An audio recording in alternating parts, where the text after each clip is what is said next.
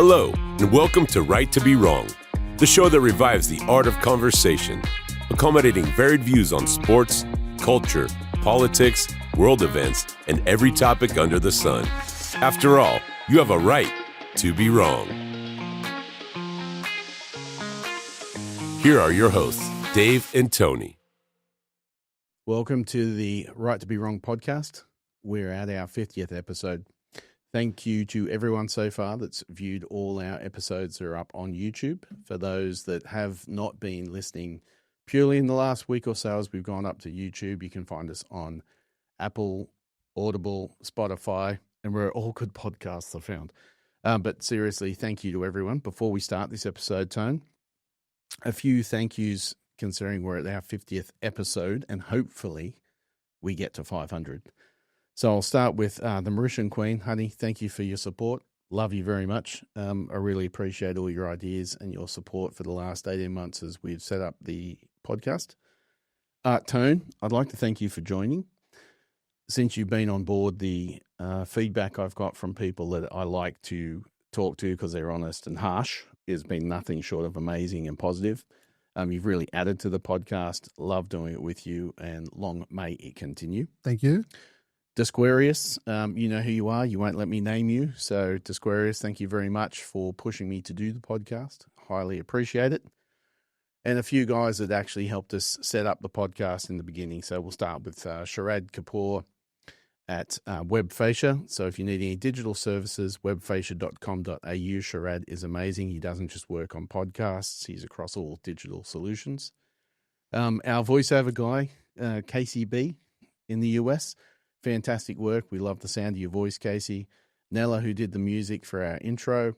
And my little man, who became our number one subscriber, who jumped on board. So I hope your boys are on it. And last but not least, the guys here at Mic'd Up Studios that helped us with our transition from audio only into video and audio. And I highly recommend them for anyone out there that's looking to start up your own podcast. The guys at Mic'd Up Studio, Tom and Dan, are absolutely amazing. Now, outside of those thank yous, Tone, do you have anything you want to say before we delve into whatever it is that we're going to debate and argue about this evening?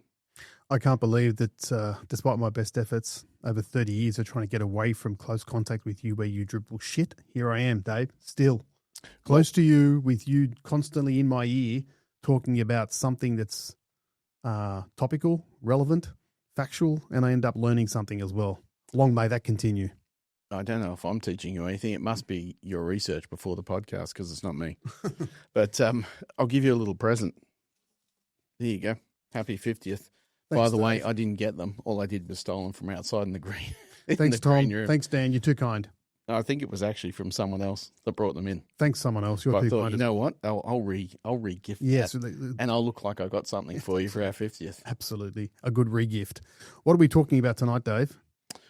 We're talking about Charlie Kirk and free speech because it's quite, to me personally, it was very shocking what actually happened for a number of reasons. One, I actually liked Charlie Kirk. Now, in that regard, I don't mean I agreed with everything Charlie Kirk had to say. I don't, I'm not a Christian nationalist. I'm a poor Christian at best. But what I liked about Charlie Kirk is the way in which he put himself out there, engaged in debate, and he was well aware of the sickness in Western universities, that's where he placed himself. And I think I've spoken before about the issues we have with woke across our education sector and really badly in our higher education sector and specifically in the US. And the irony is not lost on me that Charlie lost his life on a university campus. So I think there's a lot to delve into, particularly as you and I have put ourselves out there as people that are prepared to make our opinions known publicly. So we've chosen to make ourselves as public figures. I know at this point we've got some very good numbers of subscribers early in what we're doing. But it is a worry to think that if we get to the point in five months, a year, 2 years' time, what's it look like for us to go out and do things, live our life if we're just talking about our everyday opinions, but doing it in a public forum? It's a good point, Dave. I think what gives me comfort, a level of comfort, is I think we typically approach topics from the center. And I heard a term today from the governor of Utah, where the tragic incident happened last week. And he referred to people, not necessarily Charlie Kirk, but he referred to people as what he called conflict entrepreneurs. Right? That's an interesting term. I wish I came up with Yeah. that. So, and then I heard another term from someone, and I forget what they said, but they said that people back in the day used to try and generate likes. Now, increasingly, people are trying to generate rage, because rage, the engagement, the fueling of that, social media, it just feeds on itself. And a perfect example is the moment that it happened, I found out about it via my local Facebook dad's page, where people started blasting it. And I knew of Charlie Kirk, didn't know much of him. And I think it's tragic.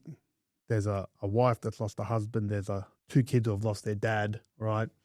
And similar to you, I don't agree with much of what he said, but I absolutely respect the right that he had to put forward his views, and he had the courage to go and do that in public places and took people on. And I think he was all about having the discussion, and I get it. He said some things that were probably offensive to some, but I think that's the price you pay for free speech, if you really want free speech. So I think, as I said, it kind of it didn't really shock me, because, as I said to you off air, Dave, the polarization of politics, especially in the US, right, where you're forced to pick sides effectively, right, and then social media fueling the rage, where every man and their dog now has got, there's conspiracy theories, here's what's happened, he was following this guy, the shooter was living with a trans person, all this stuff, it just fuels and fuels and fuels. And in the US, it becomes hyper partisan, and you have to pick a side. And in that context, you add guns to the mix, right? And things can spiral out of control pretty quickly. Now, there have been some really good speeches, or people at press conferences who have been asked about the whole episode. One particular person was the head coach of the Oregon football program. And the Oregon football program was the football program that Charlie Kirk actually supported. And the head coach said that society should look to sports teams, or look, he actually said specifically Oregon, to kind of understand how they make it work. They've got kids of African-American, white, Hispanics, whatever it might be, but they all get together for a common goal. They understand their differences. They respect their differences, right? But they can still move forward without having to resort to finding a gun and popping someone. So getting back to the point, Dave, I hope that Australia will never get to the point where we're so hyper-partisan and polarizing, where you actually can't sit down and have a discussion about the facts, right? And about how your values shape how you want to see your vision of what Australia might be in 30 years' time, right? I think in the US, I honestly think they're beyond that. And let's be honest, Dave, it's not as if political assassinations, which I think this is, are breaking new ground in the US, right? They've got a history of it. They definitely do. So I'll clarify a few things. There's a lot of what Charlie Kirk said that I 100% agree with, right? Yep.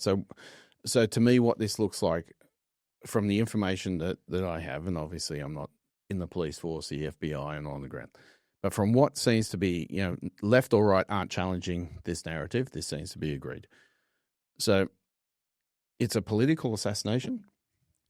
It's come about from someone that's taken umbrage at Charlie's view on transgender. The bullet casings have transgender writing on it, and it's 99.9% confirmed this kid was living with his partner that was transitioning. And of course, this sort of stuff is rife on university campuses. So in that regard, I agree with Charlie. Men cannot be women, women cannot be men. Now let's clear this up and clarify it before everyone starts to give us hate mail. And by the way, if you want to, knock yourself out. Address it to me. There are three ways in which you can fall under the transgender umbrella. The first is, the small percentage, 0.0001 or whatever, that are born intersex, so both male and female genitalia. The second category is gender dysphoria, which is obviously you do feel like you're in the wrong body.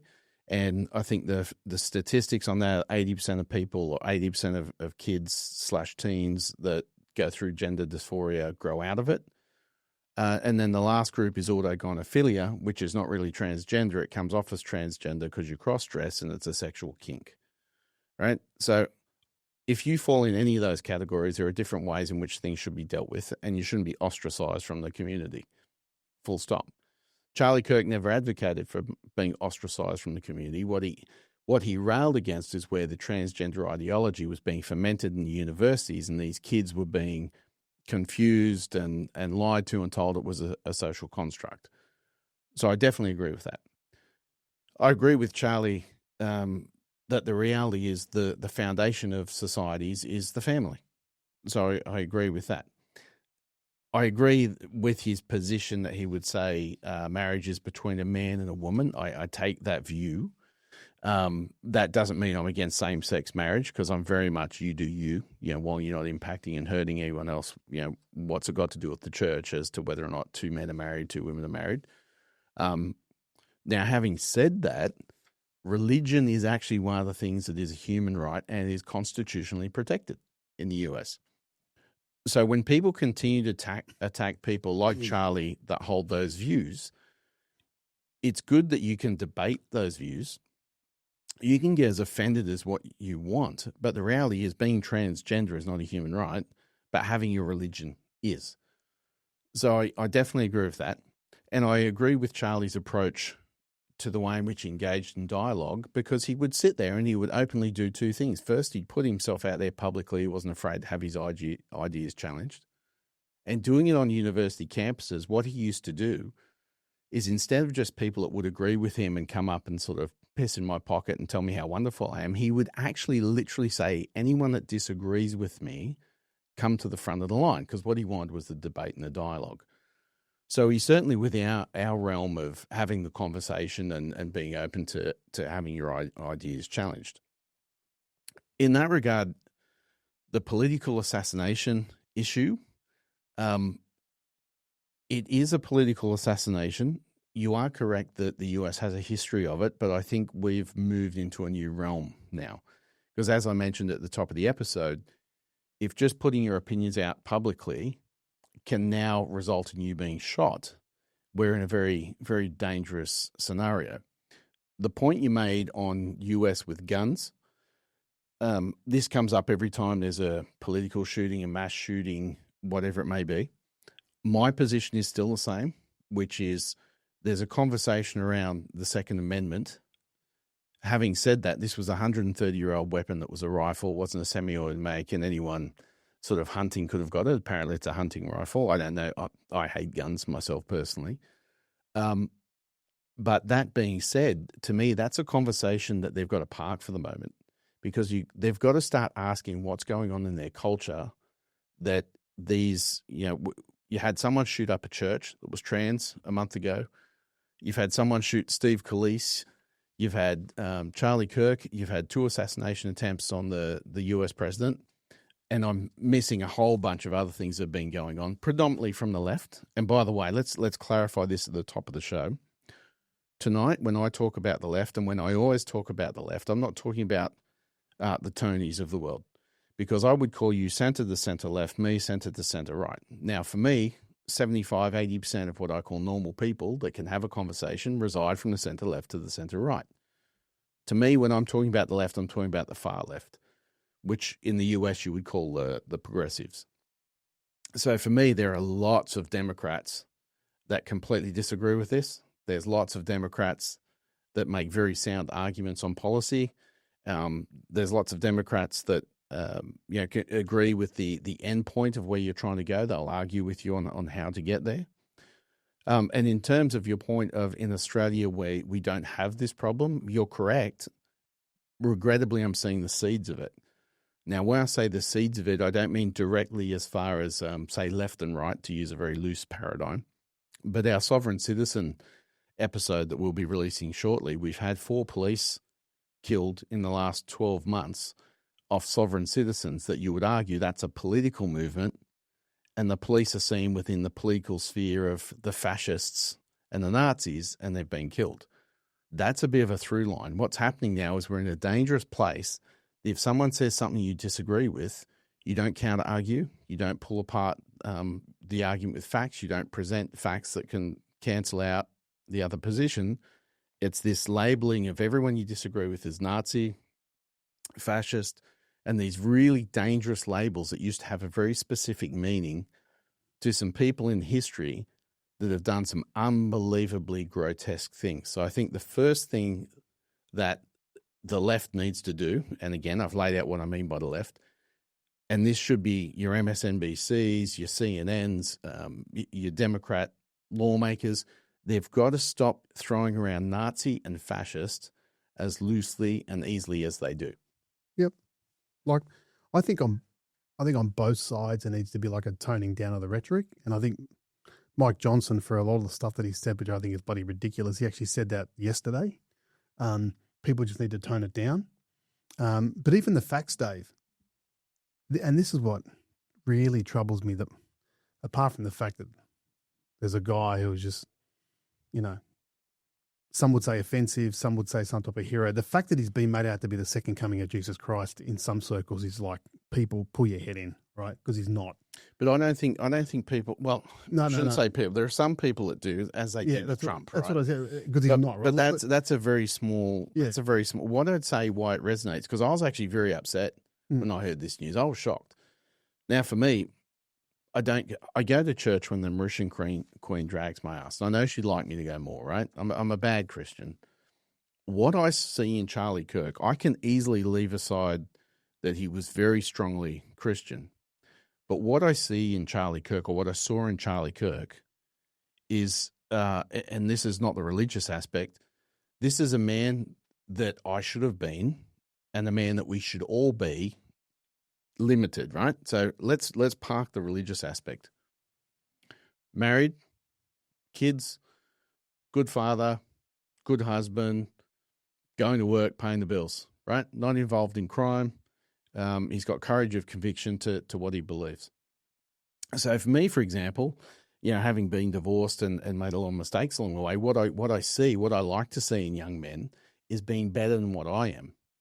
So for me, I think there's a lot of people that what it resonated is that this guy's been killed for his opinions in Western society at a time where there's a whole bunch of peripheral issues that are linked. And what I mean by linked is Keir Starmer's having 30 people a day, and by Keir Starmer, I'm not saying he's giving the directive, but Keir Starmer as the Prime Minister could fix this. His police force is arresting 30 people a day for comments on social media. He's also, not done anything about the Irish comedian that's flown back in from the US and be arrested by 5 heavily armed police for his tweets. People are seeing illegal migration off the charts, where it's not women and children coming in, it's just men, and then their tax dollars being used. And there's a video going around of these guys lining up at the buffet each day. They get 3 square in these hotels. So I think what a lot of people saw in Charlie is someone that's saying, hey, these things are not right. You don't have to completely agree with me, but there's a certain core set of values that Charlie was what we are meant to be. And that for me is why it was so shocking that someone could decide you've offended me. Because if we're going to use the basis of offense for execution, we'll all be dead by the end of the week. I get it. But the free speech, part of me feels like that the right, and I'm talking centre right to some extent, they love their free speech until it impacts some stakeholders or some lobbyists, especially in the US. And I read today that there's a bill going through Congress that Rubio, who's over in Jerusalem at the moment with Huckabee, right, visiting Benny, there's a bill going to Congress that basically says if you're a US citizen, and you criticize Israel, you can get deported. Free speech? Really? Well, hang on. Clarify that for me. Where are you being deported to if you're a US citizen? Or do you mean deported from Israel back to the US? Out of the US. To where? Who knows? That's what I'm saying. I'm going to have to wait and see that, because I'd love to know how you deport your own citizens. Well, what I'm saying is, like, you can't have, if you're going to have free speech, you're going to have free speech. Correct. And at the moment, even the facts, Dave, around who the shooter was, what he did. You're saying one thing. I'm reading a bit of that. I'm reading a bit of other stuff. But when you say you're reading this is something. It's a good point you brought up, because in an episode the other week, you mentioned something about Trump and going after enemies. And you went Bolton, and then I sent to you outside the episode. I sent to you confirmation that it was an investigation that started on the Biden administration. For me, and this, it may be true, but for me, I heard Hunter's laptop was Russian disinformation. I was told Joe Biden was the sharpest president that the US had seen in years. I was told Trump was pissing on Ukrainian prostitutes. Like, I don't believe anything mainstream say. And I've seen right now they're desperately trying to move away, because another story they didn't even cover? Have you seen the young Ukrainian woman that was stabbed? Yeah, I saw that. Yeah. You know that the left, the center to center left press, no one did a story on it. Because because what's happening is, and here's where I support what Charlie was doing. What Charlie's thesis, again, leave aside, I don't agree with the religious aspect. What he was trying to do is say, let's get back to law and order, a safe America, an America where people can afford a house, America where people can walk down the street safely, America where migration is legal, and when you come in, you contribute to the rich tapestry that is America. You don't just take. And what's happening is we've got all these problems that, to be honest, as much as Charlie Kirk is a big story right now, where are all the other stories? Because the left doesn't want to accept that you've got a guy that was bailed 14 times under your social justice warrior activist judges that's then gone and stabbed a young Ukrainian girl on a train and literally walked down the train. You can hear the audio and it says, I got that white girl. I got that white girl. Now, this is not the only one. But what I mean is, it's about time that the media started to actually say, you know what, when we're going to act as journalists. We're not going to play for the left. We're not going to play for the right. We're going to start telling you the stories. You can make up your own mind, but this is what you need to know. So for me, I think that's why, like, to really get to why I think it's hit home to a lot of people with Charlie, because as I say, I'm not a Christian. I'm a nationalist. I'm not a Christian nationalist. I'm a long way from the man. I've never met the man. I've seen a lot of his work. But why is it resonating in a country like Australia so far away? And it's not just me. There's a lot of people. Why? We've got to ask deeply. I know. What is it? And I think our subconscious really knows, holy shit, we're in dangerous territory. I know. But so my problem with that, Dave, is that if we get people protesting on streets with foreign flags, right, the voice that will come from certain parts of the society will be, don't import your problems and your cultural issues into our country. But that's true. Right? So why the hell are we importing and even talking about an issue that's American culture and importing more of that rage? But that's what I'm trying to say. It's not. That's what I'm trying to say. Our universities are nearly as sick. No, they're not. They are. No. I've spent a long time. Fair enough. I'll give you an example. No, but I'll give you an example, right? You remember those two nurses about 3 months ago, Bankstown Hospital, that were online and found out the guy was Jewish, and they've said, I'll send you to Janelle. Yeah. Okay. Right? I said to people, that does not surprise me, because those comments, that visceral hate, not criticism of Israel, right? That Jewish hate, those comments get said on university campuses daily. Yeah. Daily. It doesn't shock me. Our universities are far sicker than what people really want to admit. Our universities are running around telling people that gender is a social construct, right? And I know that's big words. So for the average person, what that means is they're teaching kids adults at $30,000. Well, adults, but at $20,000 to $30,000 a year, they're taking your child and telling them that being a man or a woman is just what we've created socially. There's no such thing. There's no biological reality, right? They're teaching people, they're saying, the Palestinian stuff, they're wiping away everything from Hamas and Hezbollah. And that's not to say that there's not what the Israelis are doing. There's a line that they're crossing in some areas that's unacceptable. There are things that looks like they're going to do in terms of annexation that are strongly questionable. But they're wiping away one side.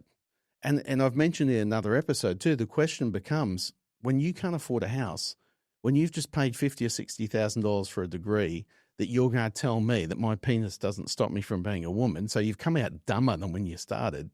Why are you not protesting that? Yeah.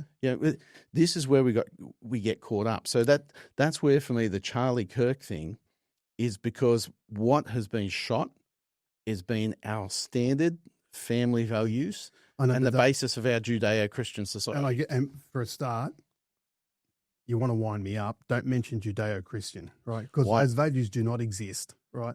No, that's incorrect. No, why do they not exist? They might think you might think they exist, but there's clear, right, references to how Jewish or the Zionist people refer to Christians. Talk to me about the churches in Gaza at the moment, the Christian churches. No, but what I'm saying is, I'm not talking about you're talking about specific at a certain location. What I'm saying is, there's nothing to do with Christian values that belongs to the current government. And no, but what I'm talking about, our foundations, the foundations of Western society. I'm not saying every person, every institution, and every nation state is currently living those. Right? They're clearly not. No, they're not. Right? They're not. But what I'm saying is, what are we going to do if you lay out? Because this is why I said I'm on the Trump train, right? Because I can pull apart, to a certain level, a tariff situation. I'm not an expert. There are things I can criticize of the Trump administration and Trump the man. But why I would have voted Trump, and again, I'm on record, publicly on record, saying we're going Obama, Sanders, Trump, right? So I'm no Trump acolyte. For me, I'll say it again, it was the difference between sanity and insanity. This concept of open borders, men can be women, endless wars. Speech is violence. And because it's violence and everyone's a Nazi and a fascist disagree with you, can shoot them. Sadly, this is what's going on. So for me, that's why it became a very easy choice. Not because Trump represents the path to utopia, it's because that side of the fence, forgetting stuff economically, tax, business that you can criticize, the foundation of safety, security, opportunity, family, it does not reside in the far left. Yeah, I'd agree. Probably doesn't reside in the far right either. No, but we don't have a problem with the far right. This term gets thrown around now. If you're to the right of Hillary Clinton, you're called far right. Okay. There's only a handful of true neo-Nazis around, and you can bloody count them on one hand type thing. Well, let's wind back then, all right? The Democratic state representative for Minnesota got targeted, killed, husband got killed, dog got killed, all right? Shouldn't kill the dogs. Did Trump They're killing the dogs. They're eating the dogs. But did Trump say anything? Did Trump put anything at half-mast? Did Trump even call the governor of Minnesota to kind of pass on any type of concern or nothing, right? Josh Shapiro, he was targeted. He's a Democratic governor. Mike Pence, he was going to be hanging January 6th in the Capitol.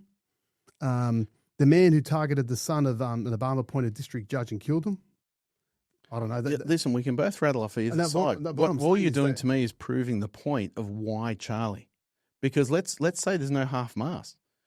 Trump didn't turn around and personally affect me, the Mauritian Queen, all the people around the world, right? So that's what I'm saying. Leave Trump out of it. And I don't mean, leave Trump out of the fence. What I mean is there's something there that's affected us because consciously or subconsciously, that's an attack on all of us. It affected some of us, right? It affected a lot of people. It affected me because, I would ask, right, as I sit here in Australia, right, where is all this outrage when 43 women have been killed in domestic violence incidents this year? Where's all the outrage, Dave?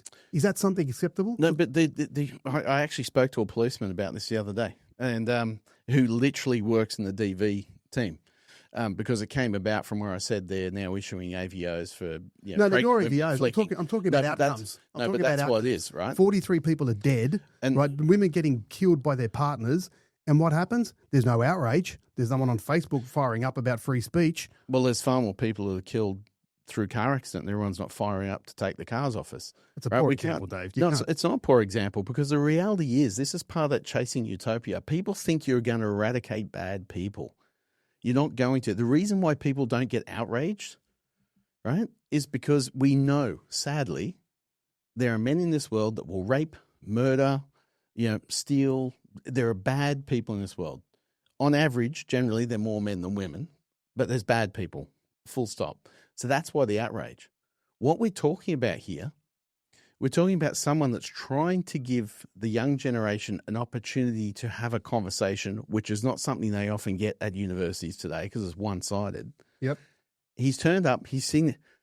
This is not a guy that harms anyone. I've watched thousands of hours of Charlie Kirk. Yep. Right? He's very polite. He's very accommodating. And I think it's resonating because, as I mentioned to you, you and I are publicly recording our opinions, right? We put it out there. So what it is, should I be shot sitting at the cafe on Sunday? Should you be shot because people are, think I'm on the Trump train and you're not? I think that's why it's resonating. Is people are starting to go, what is the Charlie Kirk situation? To me, is like the straw that broke the camel's back. It's not to say there aren't all these other problems that we have, right? Because if we want to start going on numbers, because the reality is, if you're talking about safety, security, the reality is you'd want to do it to save the most amount of lives as possible, right? Forget the type of death. It's no point saying, oh, we saved 5 people from murder this year, but 100,000 people died of diabetes. The reality is we're better off with saving 100,000 people from diabetes and 5 people are murdered. Now, that's not saying murder is acceptable. That's not saying we shouldn't be trying to stop all of it. But if we're going to start talking numbers, this selective stuff of thinking you're going to stop a guy that wants to kill someone, it's just not going to happen. But the Charlie Kirk situation is just so shocking because we're not talking about let's say it was, let's say it was someone from the Congress or Senate. I'm not saying it's acceptable, but as you mentioned, there's a long history of political violence in the US, and there can be external actors outside the US that benefit from what that is. We're just talking about a family man going about his business. Now, yes, I know he's political in the sense of what he was, his support of Trump, his creation of Turning Point USA, which ironically, I think the name Turning Point USA, I think his death will actually be a turning point. From what I'm seeing, I think people are realizing that dialogue is important. We've got to get back to it, which is the very essence of why you and I sit here and have these conversations. So we can show you can be very close friends with someone and completely disagree on a political level. And then there can be times that you can disagree, have the conversation, find out one of you or both of you are right, and you move the needle. Yeah. And that's like part of the one of the fundamental principles of the whole podcast that we record here every week. So I get it. As I said at the start, tragic. But there's so much misinformation or disinformation now about what happened, who did it. What's the misinformation? Even the left is not challenging who's in custody. They're not challenging the writing on the casings. They're not challenging the type of weapon. They're not challenging the transgender boyfriend, girlfriend, whatever you call it. They're not challenging the comments on Discord. To me, it's not a challenge. To me, what it is narrative control from the left. Yeah. See, I'm not going to go down that rabbit hole. I think I've read stuff that's from what I believe are credible sources. You read stuff that's from credible sources. But what are your sources? Because I always put mine out there. Because I say I don't trust Fox and Newsmax as much as I don't trust CNN, MSNBC. I trust X. Well, X is a platform. That's right. But it's a platform. It's not. A neo-Nazi like David Duke could put something on X. Yeah. So it doesn't make it credible. Oh no, I know. But there's enough sources telling me come from a Mormon family. All right, they were MAGA. They were conservative. Yeah, but see, this is narrative. If my family, for example, all turned up to church every week, Dave, they all donated, but I'm gay and I'm outside. Okay. I am not my family. So you know for a fact then that he was living with a trans person. So far, for the information across multiple sources, that hasn't been challenged by the left. See, this is when stories start coming out saying, "Oh, his family's MAGA," that's narrative control. What's his family got to do with it? We all know you can be a black sheep in the family, right? To me, it can be things like if you're from a MAGA family, strongly Christian, and you're gay, all that speaks to is, your family ostracized you, you haven't spoken for 10 years type thing, right? So what about the stories or the narrative the assumed killer, because he's actually yet to speak. He hasn't confessed anything at the moment. He's not cooperating with the police. That's from the Utah governor. Yeah, which is why this is still alleged. Right. Right, it's alleged. At the end of the day, the reality is he is still innocent until proven guilty. He was a follower, a quite staunch follower of Nick Fuentes, who had some ongoing, with podcasting challenges with Charlie Kirk. We need to get ourselves we need some enemies in the podcast world. That's right. So, and he had a view that Charlie Kirk was a neocon. He'd sold out Republican values. He was supporting X, Y, and Z. And he wanted to debate him, and he couldn't debate him. But this is a little narrative, because I'll ask you this simple question, right? We basically agree what MAGA is, right? Yeah. To a certain level, I think there are some people think MAGA is all far right, but you and I, for the most part, the overarching what is MAGA, what they stand for, we pretty well agree. Who in MAGA agrees with the trans ideology? No one. That's right. Huh? So this is what I mean. When you've got casings writing all this stuff. Yeah, but the casings, Dave, were referencing an Italian anti-fascist song that actually is part of the what are they called? The Gyropers? The GRYOPESs? Yeah, they're like a group. And there was one that said, "Hey, fascist, catch." And it's on their Spotify playlist. There's no one from MAGA that would shoot Charlie Kirk. I'm not saying that, but I'm saying, but there's people there who think potentially MAGA. There are people that disagree. There's people that disagree. And some people should go further, right? So that's true. Yeah, right. There's nothing, and that's normal politically, right? Even in normal times, you have wings. Yep. So there's and thankfully, as I've mentioned, there's not a far right wing. They're far right people, but they're not within politics. They're the separate nut jobs trying to start their own stuff. Well, they're not in politics in Australia and the US. They are in politics in other parts of the world. And this is an uncomfortable truth of Ukraine, for example. Yeah. Literal neo-Nazis make up the Azov battalion. But that's a whole separate podcast. So, but even still, let's run with this. And let's say Charlie Kirk was a Christian nationalist, right? And I literally today watched him say when someone called me, I said, no, I'm a Christian and I'm a nationalist, but I've never used those two words together. And he had an unbelievable conversation with another Christian. Actually, they were arguing what certain things meant in the Bible. But the point is, let's say he was a Christian nationalist. The Constitution protects his right as for religion. The United Nations protects his right as religion. So what gives someone the right just to shoot him because they disagree, right? Because you're a Christian nationalist. Because there's a narrative here that's been fermenting from the far left. And by the way, it sounds like I'm just picking on the left. Because you are. I am. But what I mean is, to me, 100 years ago, the world's big issue was the far right. Fascism and Nazism was huge. Now, there's a whole conversation I'd like to bring experts on and that know more than me on fascism, communism, Nazism, socialism.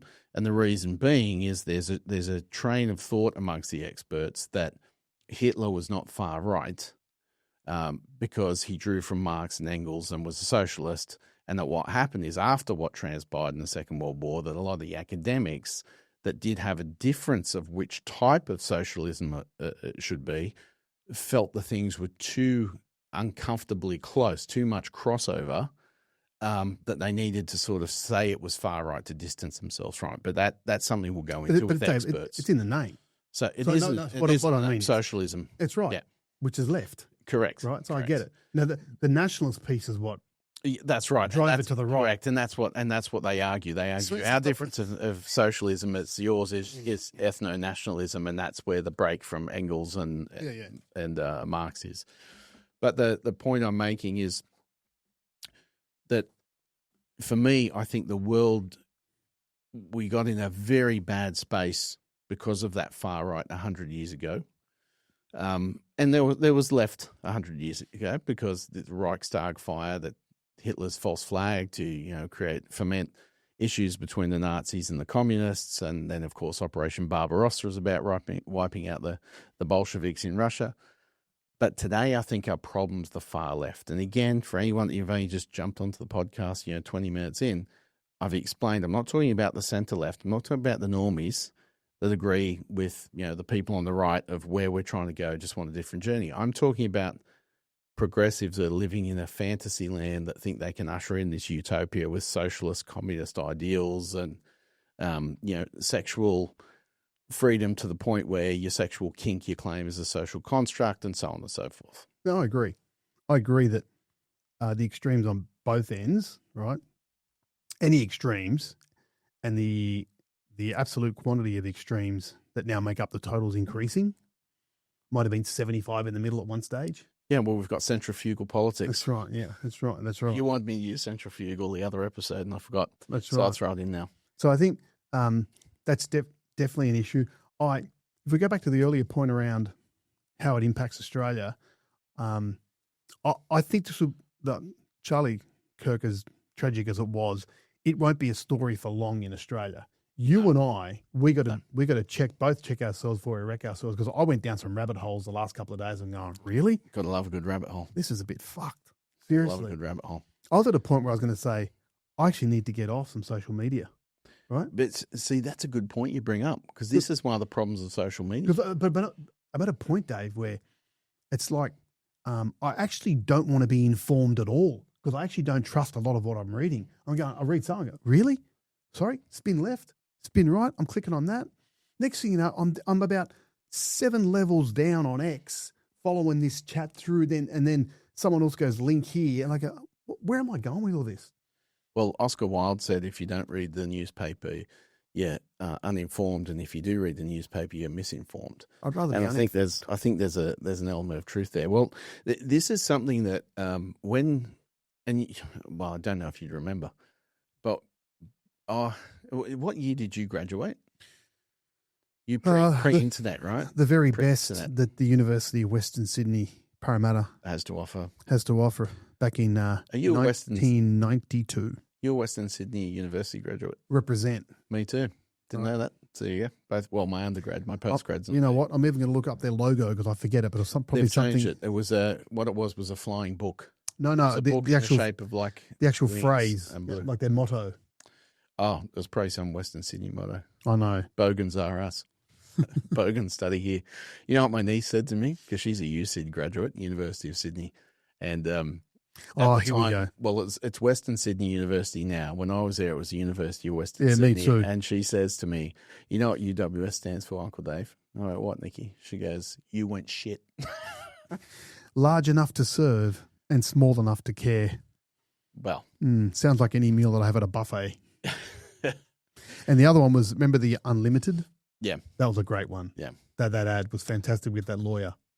Yeah, you the African. Yeah. The Sudanese. Yeah. So, yeah, I know the people that came up with that sort of marketing strategy. But the point I was going to make is that was pre-internet times. Well, one of the things that when I did a bit of teaching there, and obviously when I was studying there, is it used to get said to students in your first semester, they used to say, if you reference Google, you reference Wikipedia, like it'll be a big cross, right? Because anyone can edit Wikipedia and Google's not a reliable source. So the point was you're meant to have trustworthy, reliable sources. Yep. Now, one of the problems we've got, and this is what's coming up with situations, well, it's happening, every second, but in a serious situation where we've had a political assassination, this gets back to our episode that I recommend everyone gets on, which is, do you trust what institutions tell you? Because the universities now, people think referencing Wikipedia and Google is reliable. So we've got two things. We've got the institutions themselves have undermined their own credibility, and then the type of sources that people are coming up with is obviously not credible. I used to joke when I was teaching business academic skills, I say, if you reference Dr. Seuss, Dr. Alban or Dr. Hook, I know that you're not using real sources. And one of the things for me that what we've got to even within academia, and this is a story that's been going on in the background for 6 or 12 months now that a lot of people outside of the nerd world wouldn't know, but I don't want to name the company in case I get it wrong and then we get sued, but a very large company that deals with academic references within the university world have had to retract tens of thousands it's something like 80% of all papers that were published, journal articles that were published because they're false and got made up things. And so even that point of saying, well, Tone, here's my reliable source from this reliable institution. That doesn't exist, right? It's getting very hard now. So what will happen is someone will go, well, I don't trust that source. I don't trust that institution. Here's my source and my institution. And I read an article on Zero Hedge yesterday that said, are you entitled to your own facts? I thought, wow, that's what we've got to. Are you entitled to your own facts? I agree. Like, you and I remember at the outset, probably on my lounge on a Friday night with some, who was background music, Barry White playing. Yep. Candlelit. We said we're very romantic, Tom. you can interpret facts. You can interpret facts one way. I can interpret facts another way, but the facts are the facts. Correct. The unemployment rate's 10%. Oh shit! One out of every 10 people is unemployed. Yeah, but 9 out of 10 are employed. Remember the example, right? But the facts. That's a good example, Tone. You're very smart. Float the Greek drachma. But now, Dave, like this last 3 or 4 days, for me, I'm just thinking, this is a mess, right? And think about what you said 10 minutes ago, where you said, I got to the point where my head is, do I want this information? You're a podcaster. You're becoming a public figure. You're a very intelligent guy, right? And I won't ever say that again. So, cut that in an infinite loop. Tom, producer, infinite loop. If you're feeling that way, if you can sit down and have a conversation with me that goes public with 50-odd years of life experience, 30 years of corporate experience, an intelligent guy, what the hell is happening to the average person? Oh, but that's what gives me comfort about the society we live in Australia, right? That you don't think? No, that the average person really doesn't give a shit. Well, you know why? No, you're correct. Like if you compared the average person 10 years ago to now, they give more of a shit now. I get it, but she'll be right, mate, Dave. Look, I'm still getting paid. The missus is okay. The kids are getting looked after. Yeah, life's a bit harder, but I can't really complain. But the issue for me, you're 100% correct, but that's not the issue for me. The issue is that those people are more so in other countries, because one thing I'd like to be proud of in Australia is, on average, our educational levels are a pretty high standard. Yep. The US has a problem with this, and I think it's a deliberate problem because they want to keep the power and the money at the top. And I don't think it's like this big conspiracy, but I think there are vested interests that naturally align that stop them from wanting to raise the society to a higher level. And those people become susceptible. Yep. Which means if they go down the rabbit hole you did and something just clicks in them that aligns with what they already believe, then they start to get that positive reinforcement. And even though it might be factually incorrect, because one thing that keeps coming up in my head in the last few days since the Charlie Kirk thing is I keep thinking to myself, how can you just go and shoot someone because he tells you and I'm assuming this is the one variable. I acknowledge I don't have information. You might have shot him for some other reason, but how could you shoot someone on the basis that he says men cannot be women, right? And what keeps popping up in my head when I watch kids, effectively, they're adults, but they're kids compared to us. When I watch them get so upset when you tell them 2 and 2 is 4, and their world just starts to shatter. It's we've raised a generation that believe in Santa Claus. And what's happened is they're not prepared to be told there's no Santa Claus. What? I know. There's no Easter Bunny either. Tooth Fairy's real. Tooth Fairy's real. Unicorns? Of course, unicorns. How do you think our energy policy is running? It's running off unicorns. You need to watch this show on Fox, so it's on Prime as well, called Mr. In Between. I've actually heard about that. It's supposed to be quite fantastic. There's a whole discussion about unicorns, Easter Bunny, and all of that. I'll have to go onto it. Yeah. So all these people are like the kid that believes in Santa Claus, and they're not ready or mature enough for the parent to come and sort of tell them, or they haven't naturally progressed to a stage like, Dad, there's no Santa Claus. Yeah. I knew that when I was 21. Yeah. But that's what it's like. Their worldviews, and they can't handle it, and they melt down. So for me, there's not the Charlie Kirk situation. To me, doesn't speak to one variable. The Charlie Kirk situation to me represents about 113 different things that we've got wrong. That we're not letting kids We're not letting kids play sport and get hurt. We're not letting them have free range. We're not letting discussions take place in the classroom. We're not having discipline in the classroom. We're not having discipline at work. So, for example, what I mean by that is I see the way some of these people turn up and work in, let's call it Starbucks. I'm not picking on you working in Starbucks, whether it's your job through uni, your job through school, full-time, whatever. You're working, tick, that's a good thing. But I see them with the blue hair and the tattoos down the sleeves and all those sorts of things. Remember the time it used to be no wild colours at work? Make sure you look neat. There was a certain level of pride. So all these things play into it. The social media to me is not the problem. The social media to me is the magnification. It's the magnifying glass. But I think it's a problem in its own right. It is the magnification. The magnification set wrong, and the amplification.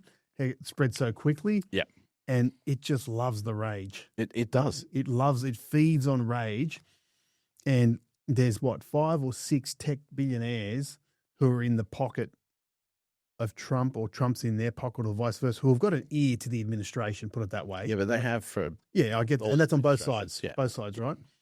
That literally control so much of what happens. And you probably see a bit of it. I haven't seen too much of it. My mates who are all roughly my age, we're old enough and cynical enough not to overinvest in some of this stuff, right? Which is smart. All right. Just, take a step back. Okay. With some reference points to some real data that is correct, right? Well, as long as you're stepping back is not stepping out. Away. Yeah, stepping back. Yeah. Okay, let's take a good look here. Let's talk to some people. Okay, let's land a position. I've learned something fantastic. My concern is for, not that it keeps me up at night. I'm generally pretty tired. I go to sleep pretty easily, but I think my boys, they're getting bombarded with shit, right? Are they getting influenced? And I'm constantly on them about ask the question. Research it. No, go and find a second source. Now go and find an opinion that's contrary to that and go and read it. And I'm constantly saying it because I'm worried that they're going to get sucked into this vacuum. And wherever they land politically, I don't care. But as long as it's considered, right? And they absolutely respect the right or the privilege that they get to vote, right? And have a say, right? Because I think democracy is being undermined at the moment. Oh, very much so. But one of the reasons why I think that the Charlie Kirk thing will echo, I think it'll echo positively. Go on. Which is an upside. Because I do think for me, there are a lot of Democrats that are very sensible, very smart, very civic-minded, and they've been their voices have been drowned out by the squad and that far left. And I think this is no pun intended, this is a turning point for them to actually have a good look and say, if we're going to be a strong opposition and we're going to get to the point of being in power again, we probably need to look at what is this rhetoric, what's the narrative, who's saying it, what damage are they doing. But I think I'm reading some articles that suggest that there are some centre Democrats, if you like, who are starting to potentially push back hard on the far left. And that's what I'm saying. That's get back in your box. Correct. Because we're not going to govern again until exactly. you just start listening. Because I'll tell you something that people don't want to accept, with some rare exceptions, violence doesn't work in politics.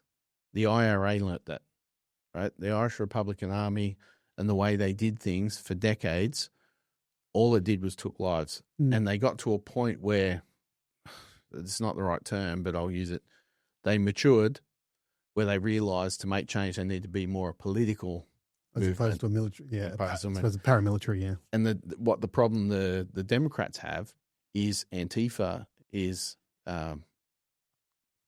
paramilitary adjacent. BLM's probably just below it, but a scam. They've got a thing called Trantifa now, as they're getting into this and saying let's all learn how to use guns. So I think the Democrats have that problem. And the Josh Shapiros, the Rahm Emanuels, those really sensible leaders, I think it is time for them to really step up and start to say, no, we this is enough. We need to go in a different direction. We can't keep attacking people because they're Christian. We can't attack people because they believe in biology. We can't attack people because they believe in free speech. We can't just have every kid go to uni and rack up debts they can never pay back for a degree that's got no job outcomes for them. Because this is where I'll defend some of those kids. Well, actually, this is where I'll defend all of them.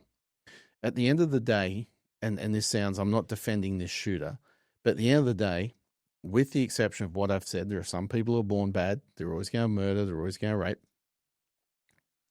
A lot of these kids, we're the ones that are letting them go down this path. Instead of your time at university should be really fun, and not just uni, your years between sort of 16 and 22 to 25, they should be really fun. You should be learning about yourself sexually, and I'm not talking about trans, I'm not talking about you may be, but what I mean is you're meant to be finding a partner, you're meant to be fit and playing sport, you're meant to be going and traveling, you're meant to be going out for dinner, you're meant to be enjoying, what it is for a job you're doing, enjoy your uni, learn your trade. These are some of the best years that you should be carefree and happy, with some rare exceptions. Politics shouldn't even be on your radar. There are bigger, more fun things to do. And for a lot of these kids that are really getting upset and getting down this path, to me, a lot of the professors at university, a lot of the angry people that drive their ideology into them. I'll use one example. So let's use a lot of the white liberal women. They're all men are terrible type thing, and there's a patriarchy in that type. I tell you what those women are. They're the same as the guy that sits in the pub that just yells about, women, mate. If they didn't have that, you'd throw rocks at them. Now, all that is that guy just sounding like a moron, because not all women are bad. There's great women, wonderful women that contribute in every single way. You've had a bad experience. You've had many bad experiences. Have you looked in the mirror and asked what you did to contribute to that? So this concept of, tarnishing all women, that's what these women on the other side, they're telling all these young girls or telling these young kids, filling your head with hate, that the world's against you, Republicans are against you, everything's against you. Stay away from them. They're not the people you want. When you're at uni, search out the people that tell you, not you can be whatever you want to be, because someone telling fat middle-aged guy here, you can be a Formula One driver, you can play in the NBA. No, I can't be whatever I want to be. Have the people around tell you you can take opportunities, you can enjoy life, you can maximize your abilities to the point that you can make a good life for yourself and share that with others around you that you love and care for.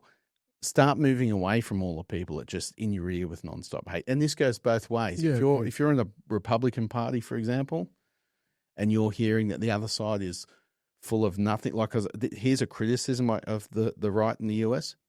They say, liberals. Not all liberals are like that. Bill Maher's not like that. He's great. Rahm Emanuel's not like that. As I said, Josh Shapiro, there's plenty. So start being more clearer in your language and say, there's a problem with the progressive wing of the Democrats or the liberals. So, because at the end of the day, there's a lot of things that you would take from what you would call liberalism that has really driven humanity forward and taking us to a really healthy place, probably up until about 5-10 years ago. Yep, I agree. So, Dave, one thing I want to touch on is, given this Christian, not Christian nationalist, Christian and nationalist focus that's kind of been discussed subsequent to Charlie Kirk's death, I look at the right, especially the Republican Party, and I say to myself, how they can justify in their own minds with some of the policies, the gun rights, the lack of a fair minimum wage, pretty much survive by yourself if you don't have private health insurance, so the destitute, the poor, the homeless, all of that. How can they see themselves as like living the life of Christ? And if, you either believe or you don't believe, but I think Jesus Christ walked on the earth, right? I think he was here 2,200 years ago, whenever it might be. And he lived a life of, love yourself, love your neighbor, look out for those who can't look out for themselves, a fair go for all, right? how does the GOP or some of the Republicans, they just wrap themselves up in being Christian and being Christ-like, but the outcomes that they actually deliver have got nothing to do with what I would call Christianity. You've just laid the platform for what the Democrats should be doing, right? To me, if someone said to me, what's a lesson that Charlie Kirk has taught the Democrats, right? So let's go from that point of view. Let's go, you're a Democrat. Yep. This has gone on. Charlie Kirk wasn't on your team, but all sensible people agree that this is not how you do politics. You don't silence people with violence. So you say, okay, what are we going to take out of this? You say, well, you know what? Let's be honest, transgender falls under that mental health stuff, and we're not going to throw people away that might be suffering. We're going to start to have a narrative, or not a narrative, because again, a discussion. Narrative is story. Yeah. We're going to move that back to mental health care and support to get you through it. And if you don't get through it because you find that you genuinely, that's what you are, we're still going to make sure the support is there. So there's that.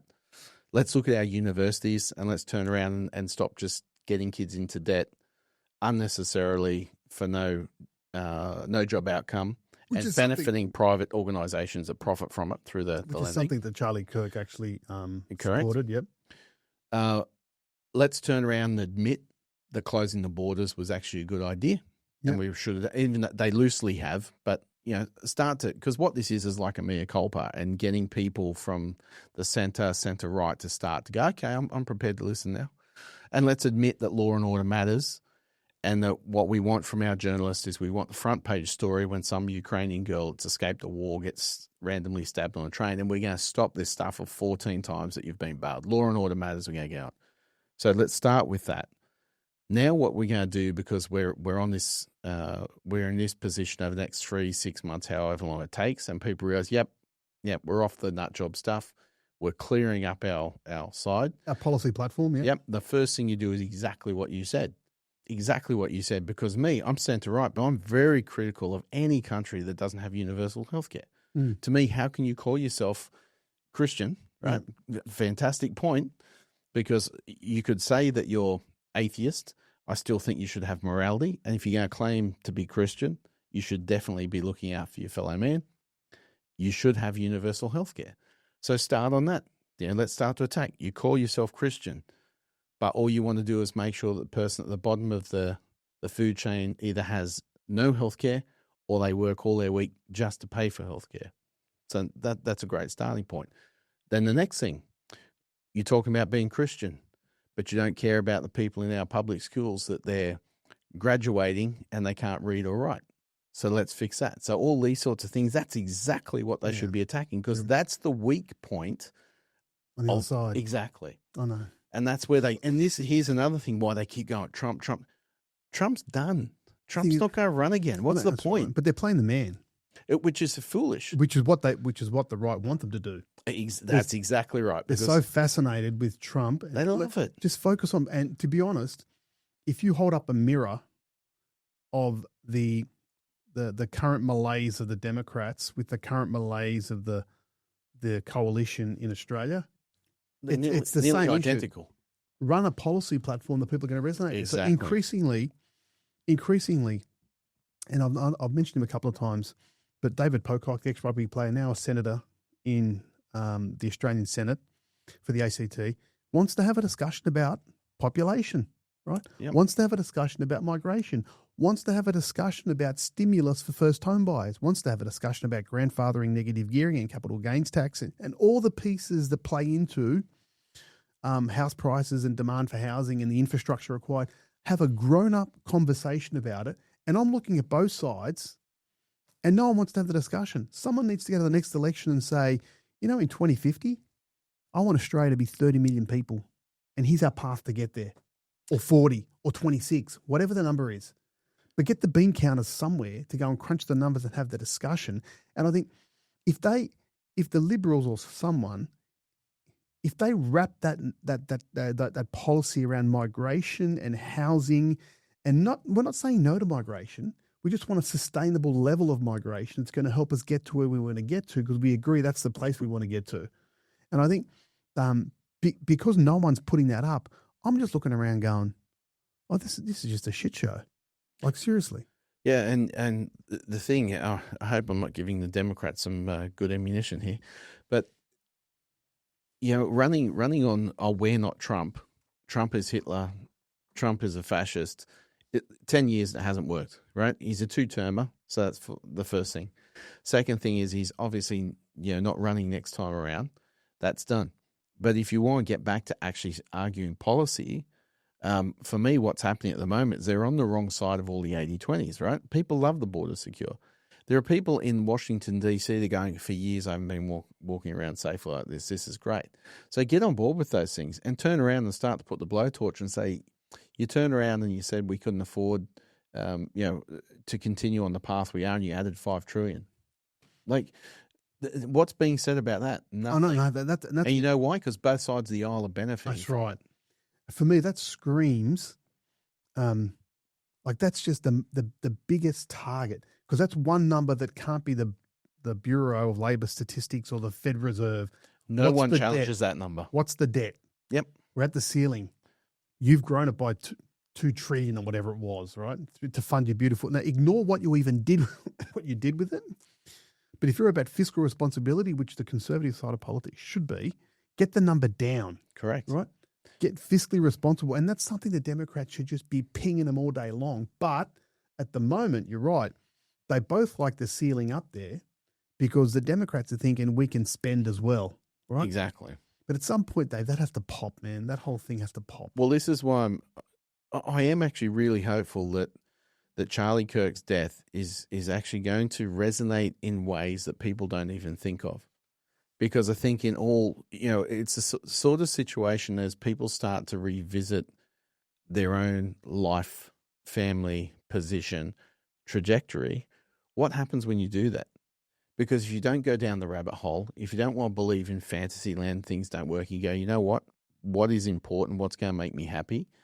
And for most of us, it's going to be family, a job for self-sufficiency, hobbies and interests. And for those that are outside that, believe me, even if you're a 6'4" black transgender 3-legged male, what the right side of politics in the US is selling, for the most part, you want. Because you know what you want to be able to do? You want to be able to walk down the street safe after you've had a night at the club at 3 a.m. without being mugged, without being shot, without being stabbed on a train. Because with some rare exceptions, people on the right don't want to stop you from being trans. People want to say, you do you. Don't tell me I have to pretend now you're a woman. Don't tell me I have to let you in my daughter's bathroom. So you should be supporting these things to go, yeah, I do want law and order. You know what? I've got to pay power bills too. You know what? I want somewhere to store my makeup and my dresses. I want to be able to afford my rent or afford a house. So these positions, the sensible ones, right? Because I've been critical of no universal health care, critical of the bill. But these other positions, I think Charlie's death, I think in 5 years' time, I'm relatively confident we're going to see a positive outcomes that are way beyond what people even think. People at the moment are focused on, okay, hopefully it tones down the rhetoric. All right. Hopefully universities start to realize, holy crap, we're getting executions on campus. But I think there's much more than that. I think that's the starting point to what I would call sanity that will start to move the needle back towards that conversation around, okay, we agree now, closed border, law and order, no endless wars, fiscal responsibility, healthcare, all these things. And then we'll get back to arguing about, how we're going to get to that end point. And this is where it keeps going back to my head and goes, Charlie called his organization Turning Point USA. And I know why he did, because it was like we're the conservative movement moving back to the right. But I think ironically in his death will be the turning point for the USA. Or at least I'm hopeful, because people would think, well, why do you care? You're on the other side of the world. Well, I can tell you to even our apathetic Australians, what we want is a strong and healthy US, because we have no one else to protect us. So if they're busy in civil war, we're vulnerable. Agreed. Well, when you touched on then, Dave, no more wars. As the US seems preoccupied with whatever it's doing internally, you've got kind of lad pushing the envelope near the Polish border. You've got some Israel strikes on Doha in Qatar. Which is, I must say, I would, even in my wildest dreams, I wouldn't have thought they'd go to that point. But when they say I understand why, because that's where the Hamas leaders live a life of luxury, but I always thought you wouldn't, there'd be assassinations. But they've made it clear. They've said anyone who's harboring them is going to cop it. Someone even said in the Israeli government overnight, even if that's England, right? So what? They're going to go and drop a couple of missiles in the middle of London. Yeah, it's an interesting one. But I would say the clarify being harboring, which is it's a very good get out of jail clause, right? Because you're not going to, someone will say, oh, there are Hamas members in London. Yeah, but is the UK government aware and harboring them? Yeah. But I think but my point I think they've jumped the shark. Yeah, my point is I think increasingly the US looks like it's being dragged into more stuff than it's actually extricating itself from. Yeah.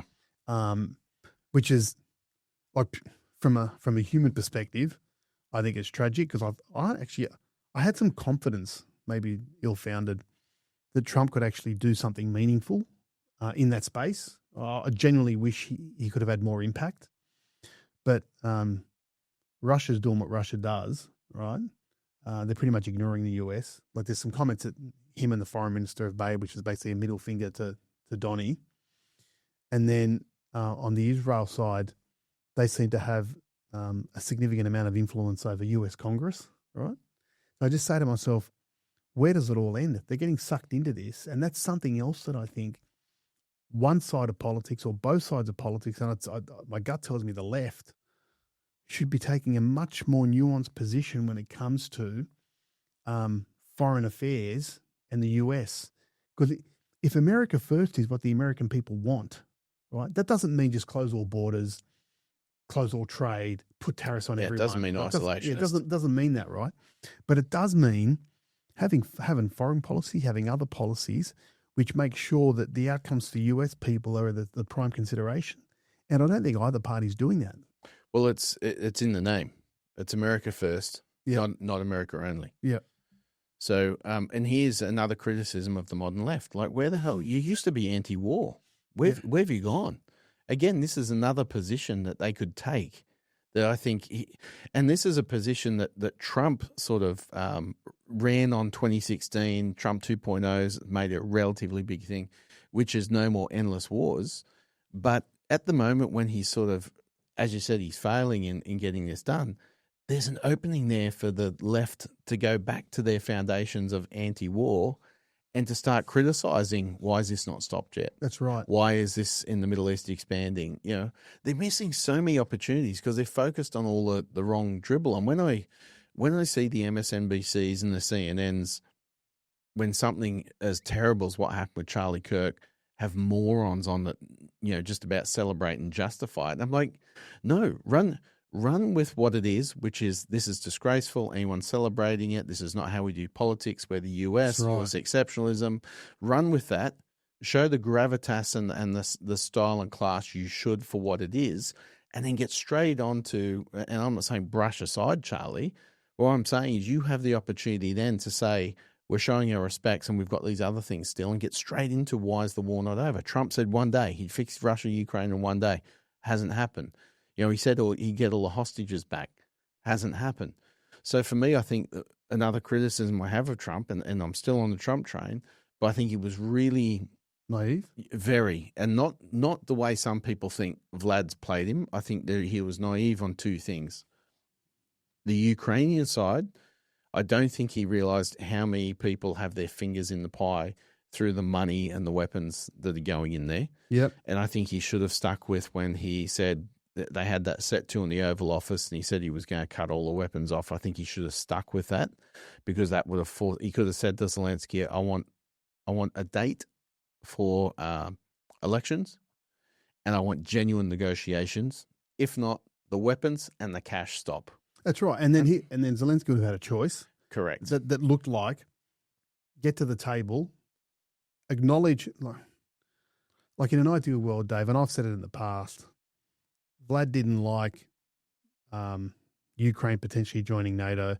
Vlad didn't like that right on his border there was potentially some US missiles, and he took exception to that, and I get it. That's reality, as you would call it, right?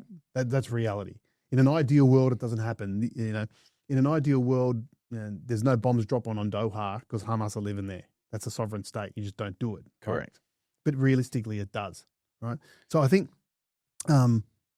that's played out however it's played out. But I think because it feels like he's being played and they haven't got the cut through that they have, if he had gone harder and said, no, there's your date, it ends, you start negotiating from that date, otherwise the missiles are gone and the cash is gone, then that would have forced Europe's hand.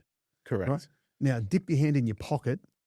Do you really want to, how much do you love Europe and how much do you want to support Europe? Because you built the European Union, you built the single currency, you built the common market, all of that great. But what are you willing to do to defend Europe?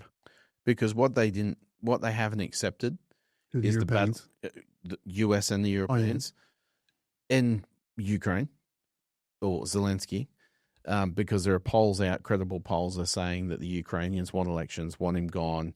The leading candidates, Zelensky, as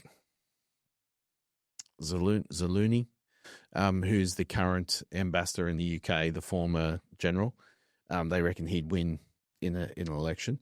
The reality is the Russians are just grinding and grinding and winning and winning. So when you're in negotiation, it's like anything. You have to have the upper hand, right? So you're currently 3 months behind on your mortgage payments. Your house is in good market, worth $2 million. You owe 1.4. The best offer you're getting at the moment's 1.4, and the bank's about to take your house, right? You can't turn around and say, oh, I'll wait. It's worth 2. So in this regard, the Europeans, the US, and the Ukrainians don't want to accept. You've got 2 ways now to stop Russia. One is what we've said, put the pressure on Zelensky. It all stops, we'll let him run right over the top of you. Unless you turn around, you're going to have to admit defeat these areas. They're pretty resilient, Dave. They're very resilient, but like Putin did say, he would take it in 4 days, 4 years ago. Yes, but you do know they're on the outskirts of Kiev, and they pulled back in good faith as part of when Boris Johnson said he'd start negotiations. Right? So they could have, when you're around Kiev, they could have, I'm not saying they would have done it, but that's pretty close, right?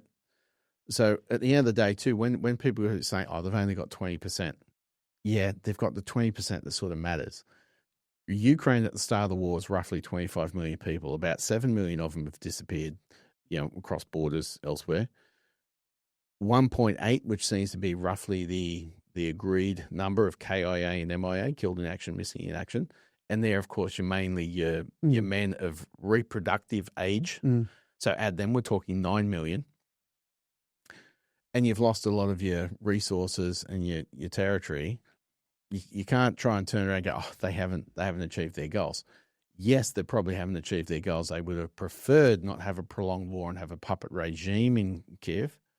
However, you've still got to admit the battlefield realities.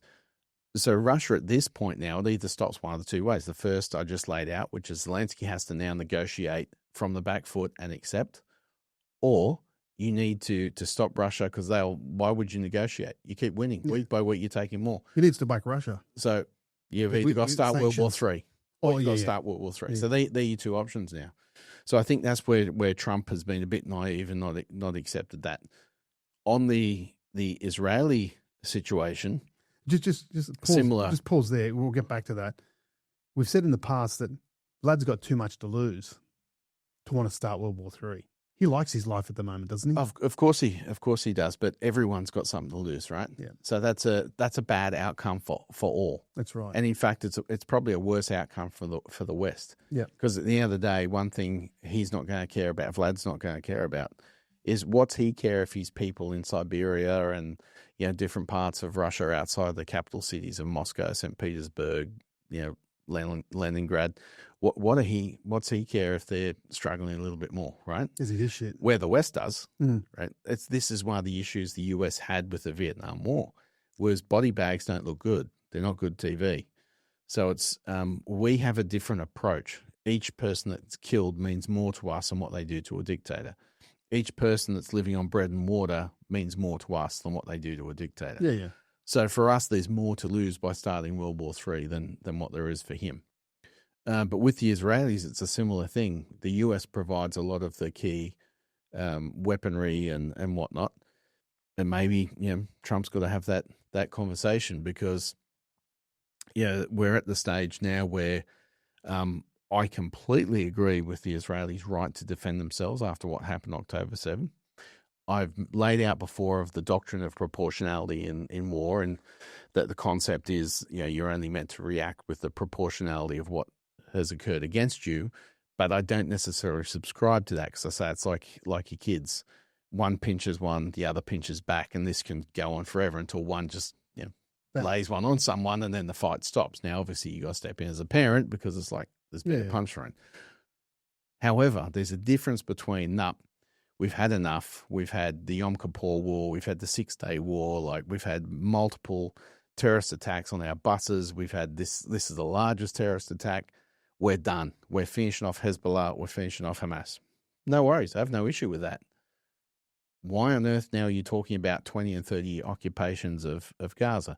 There has to be a point where you say, we're going to have peacekeepers there in conjunction with a Palestinian government.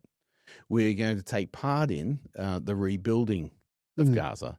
It's getting dangerously expansionist from the Netanyahu government. But it feels like they've got free reign. Like when they said that, when I heard about the Qatar Doha bombings, and they said that the US weren't aware, the cynical part of me goes, oh yeah, you're right. But then I kept on thinking about it and thinking, you know what, they probably weren't. They probably called Donnie 10 minutes before it happened. Apparently that's what happened. Oh, there you go. Yeah. There you go. Yeah. He was either not informed or informed at the point where there was no return. Yeah. And this was one of the theories that was thrown up when Charlie was shot early was it conspiracy? Because there'd been some stuff that he'd been critical of. I'm not sure if you saw the video between him and Ben Shapiro. They were debating. I haven't seen the one with Ben Shapiro. I'll flick it to you. Basically, Charlie was saying that maybe we should start questioning the mainstream media and how they report on Israel and what it is they're doing. And Shapiro's eyes are kind of... Well, for me, I'm a fan of Ben Shapiro to a certain point. My criticism of Ben, 'cause I think he's a great podcaster. He's done some great stuff. Politically, for example, as an analyst, his stuff I think has been really, really good over the years for me. And I sort of basically each night I'd watch something of Ben Shapiro. 18 months ago, this is 3 to 6 months after the October 7 attacks, I've watched less and less.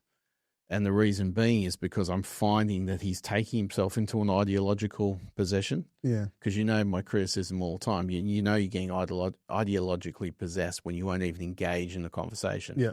Right? And that's what he does. He just, as soon as he hears a criticism, it's a shutdown. Where it should be listen to the criticism and then debate which part of it you've got the facts or is wrong. And even then, we talk about facts. Life is not all about facts. There's going to be points where, as we've laid out with the 10% unemployment example, there's still your opinion and interpretation. There's nothing wrong with that. Humanity has actually been driven forward by the dissenters, right? The Magna Carta wasn't people all agreed. The king didn't sit around and want to just give up his power and divine right of kings. We didn't sit around and the UN Charter was just everyone agreed to do all these things. The world being flat and all this sort of stuff. The dissenters cop a lot of shit. Right? They've been ostracized, they've been executed, been excommunicated. But the reality is it's the dissenting voices that prove the held theories to be wrong. So with someone like Ben Shapiro, to me, the point now that he won't listen, that's the danger for me. And I think he's taking himself into, ironically, I'll use the term far right just for the way people like to say it, but he's a Jew, so he's not far right. But he's moving himself to a place where if he's not careful, he'll find that all he's going to do is get in an echo chamber and only want to talk to people to hold his position. Yeah. And that's where in that interview between the two of them, Charlie Kirk started questioning the mainstream media and their treatment. He goes, and he even said, and I quote, he said, I'm probably going to have to choose my words carefully here. But Israel is trying to ethnically cleanse all of Gaza, and unquote, right? And see, all you're doing is at the moment you're showing why like the Charlie Kirk assassination is you're killing someone that has the ability to think about his own positions. I agree. Like I've got some of his positions, and I had some of his quotes here that I thought that were like, women should submit to their husbands. Are you listening, Mauritian Queen? Submit. Some other comments, religion-based, whatever it might be. Like, he was controversial. Part of what he did, I thought, was rage baiting, rage clicking. I don't think he meant No. He just took positions where he thought, you know what, I can get a response here. But he demonstrated an ability to look at things rationally, right, and then change his position on a couple of things, which to me suggests he's not a one-trick pony who's an ideologue in any way, right? And he did have there were some values that he espoused that I absolutely respect around being a good husband, being a good dad, providing opportunity. There was some other stuff that I don't agree with, but that's all part of the conversation, right? So that's why I think. I think people like yeah, that's right. I know people like him. To your point, I think they if they create discussion and get people to think right for themselves based on their own experience, facts, knowledge, feelings, values, whatever you want to call it, that's a good thing, isn't it? You're correct. And the thing I like about, there's many things I liked about Charlie Kirk, but the same thing is someone that holds the view that, marriage is between a man and a woman. It didn't preclude him from being friends with people like Dave Rubin that's married to a man. And, and I respect that for a number of reasons, because I'll be honest with you, you're my friend, but I don't agree with that lifestyle. We're still friends. You have a right to live. You have a right to voice you. Yeah, that was one of the good things. Early one, you'd find he was, because he'd evolved in the last 5 years, and you'd find that had he have had his damn right to life not taken away by a nut job, what would his positions have been at 40 or 50? That's right. I agree. Like, there was one interview I saw when he debated a Cambridge University student who took him to task on, okay, if we're going to go the Old Testament, marriage is between a man and a woman, and the New Testament, all well and good. Okay, let's pull out some other reading to the Old Testament. And you got taken to task basically saying, well, if you're going to live the Old Testament, why aren't we stoning each other to death because you're wearing a suit that's got more than 2 fibers? Exactly. And that's when. Well, Cain killed Abel and took a wife. There's only one other woman on the planet. So does that say we kill our brothers and sleep with our mothers? So there's plenty of things that I can criticize about the Bible. Wow. Yeah. Well, for me, I love it. You went there. Well, my view, right? I went to Catholic school. I do believe in Jesus. I do believe in God. Which Jesus? So I like baby Jesus. Yeah. Or actually, I like Jesus wearing a tuxedo shirt. It says I'm formal, but I came here to party. The Cal Norton Jesus. But for me, how I take the Bible and how I think the Bible should be taken, and here would be a criticism of a Charlie Kirk over a Jordan Peterson. The Bible is a set of stories to try and give you an example of how to live your life. A narrative. Jordan Peterson's really good at taking the story and saying this is the meaning, not that this is exactly what happened. Because every time I think of the Bible, I go to the Jim Jeffries joke of, why are there no kangaroos? They're a wonderful animal. It seems to me that the Bible's written by someone that only wrote about things that were in 10 mile radius. Yeah. So for me, if you take Old Testament, New Testament, Torah, whatever, and you say, this is a way to live my life, these are stories, because when you talk about written, and we all agree that these scriptures are ancient, right? We go back 2,000, 3,000 years, whatever it might be. Not many people read. It was very limited. So it would be people reading the Bible to them to give them a story.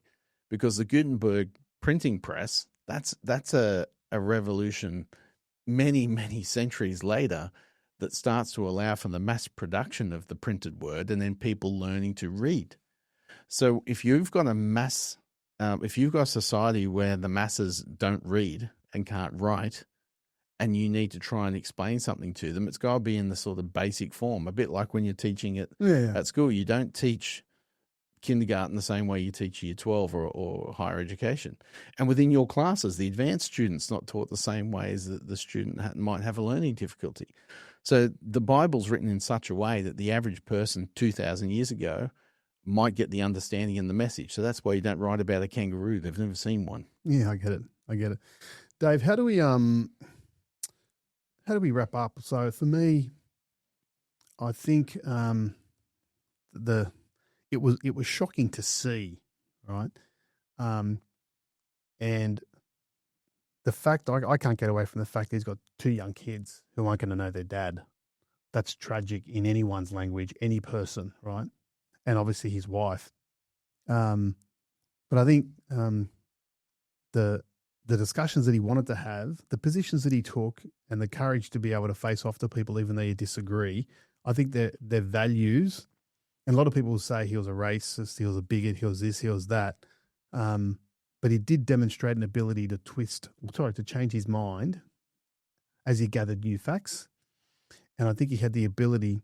I think he could have actually really garnered a lot of support, right, on the right side of politics that would have shut down the speak about fascism and Nazism and all of that and just get back to some really fundamental Christian values driving policy.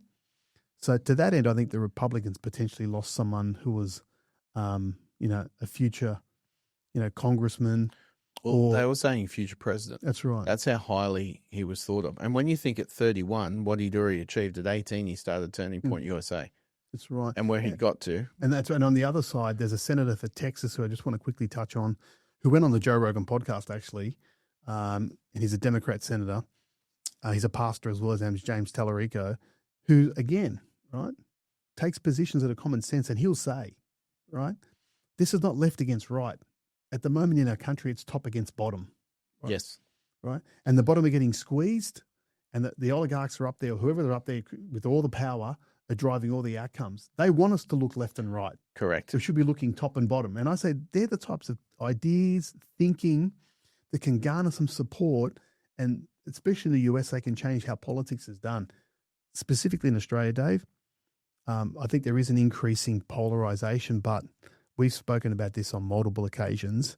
She'll be right, mate. I say it all the time. We've got it just a little bit too good here. Not as good. Our kids aren't going to have it as good as you and I, which I think is a poor outcome.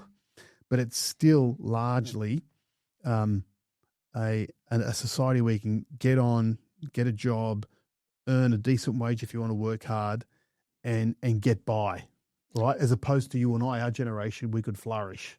Well, I think we've got to do a whole episode because I do believe the left-right paradigm is dead. We speak in that way because, well, I speak in that way because I know people understand, but I definitely think that it's top and bottom. Yeah. So for me, and this gets to one of the things I saw Charlie talk about only recently was how, in the US, one income could support a family. And then it was a choice for a woman. Well, his view was, mum should be home with the kids. And I hold that view to a certain point.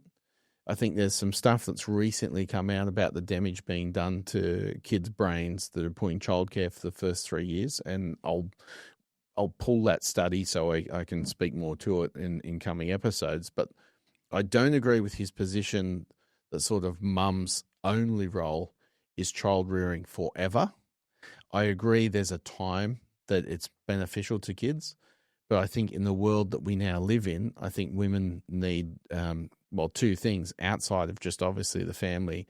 They need the mental stimulation of work and the sense of satisfaction and achievement that is to make money.